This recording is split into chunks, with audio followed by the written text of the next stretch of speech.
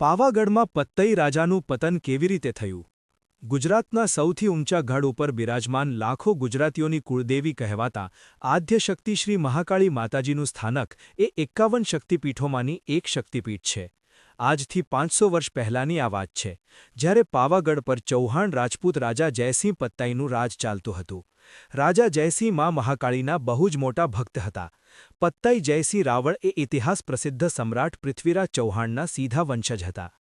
ક્રૂર અલ્લાઉદ્દીન ખિલજી સામે વીરતાપૂર્ણ સંઘર્ષ કરનાર રણથંભોરના શહીદ વીર હમીરજી ચૌહાણ પણ એમના પૂર્વજ હતા.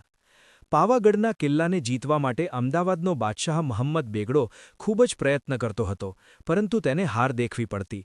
આખરે બેગડાએ પોતાના લોકોને મોકલીને ચાંપાનેરની પ્રજામાં એવો ભ્રમ ઊભો કર્યો કે ચાંપાનેરના રાજાએ મહાકાળીનો હાથ પકડીને માતાજીનું અપમાન કર્યું છે. તેથી માતાજીએ તેને શ્રાપ આપ્યો છે કે તારો પાવો પતન પામશે. માતાજીએ બેગડાને સ્વપ્નમાં આવી પાવાગઢ જીતવા બોલાવ્યો છે. આમ પ્રજામાં વિદ્રોહનું વાતાવરણ બન્યું. આખરે એક મંત્રીએ બધા જ ગુપ્ત માર્ગો બેગડાને જણાવી દીધા, જેથી બેગડો સફળ થયો અને તેણે પાવાગઢ પર વિજય મેળવ્યો. જીત સાથે જ તેણે મા મહાકાળીના મંદિરનું શિખર તોડી મસ્જિદ બનાવી. બાદમાં કેટલાય લોકોને ધર્મ પરિવર્તન કરવા માટે મજબૂર કર્યા. આમ બાદમાં પ્રજાને પોતાની ભૂલ સમજાઈ. ત્યારબાદ પત્તાઈ રાજા પર ખોટા અર્થનો ગરબો બન્યો. પત્તાઈ રાજા ગરબડિયા કોરાવો.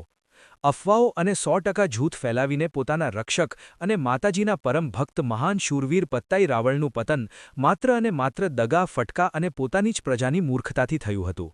પત્તાઈ રાવળ જયસિંહના પતન પછી હજારો નિર્દોષ લોકો જેઓને ઇસ્લામ ધર્મમાં કન્વર્ટ નહોતું થવું તેઓની કતલ કરી હતી અને બીજા હજારોને વટલાવ્યા હતા. આવા પરમભક્ત પ્રજારક્ષક ધર્મરક્ષકને બદનામ આપણે જ કરીએ છીએ.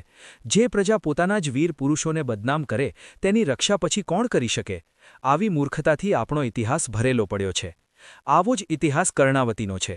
બે વાર સોમનાથ ઉપર હુમલો કરનાર અહેમદ શાહનું નામ આજે પણ માથા ઉપર લઈને મૂર્ખાઓ નાચે છે.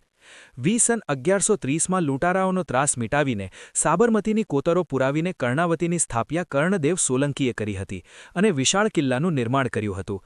તેમજ કર્ણમુક્તેશ્વર મહાદેવ અને જયંતી દેવી કોચરબ માતાજીનું મંદિર બનાવેલું, જે આજે પણ અડીખમ છે.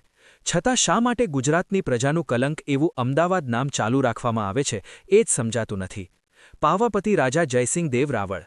પાવાપતિ રાજા જયસિંહ દેવ રાવળ એટલે કે પાવાગઢ રાજવી પત્તાઈ રાજા ખરેખર એક મહાન માઈ ભક્ત અને પ્રજાવત્સલ રાજવી હતા. ચાંપાનેરના જ એક વ્યક્તિએ મહંમદ બેગડા સાથે મળીને પાવાગઢના ગુપ્ત રસ્તા બતાવી દીધા. બાદમાં રાતોરાત બેગડાએ પાવાગઢ ઉપર ચઢાઈ કરી હતી. જય મહાકાળી માતાજી.